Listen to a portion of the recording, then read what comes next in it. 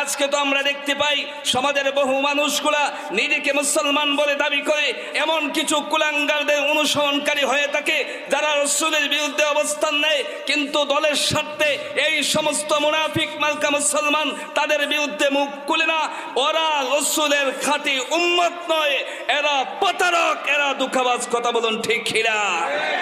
সুতরাং এই মাহফিল মাদ্রাসা এবং যুব সমাজের উদ্যোগে এই যুব সমাজকে আমি বলতে চাই, প্রস্তুতি নেও, প্রতিজ্ঞা নেও। রাসূলের দুশমন যারা হবে এদেরকে আমরা কখনো ছাড় দিব না। জীবনের শেষ রক্তবিন্দু দিয়ে হলো তাদেরকে প্রতিহত করব ইনশাআল্লাহ। আমার মুসলমান ভাইরা, সাহাবায়ে কেরাম দেখিয়ে দিয়েছেন কিভাবে রাসূলকে মহব্বত করতে হয়। সেই বাস্তব রূপরেখা সাহাবায়ে কেরামের আদর্শে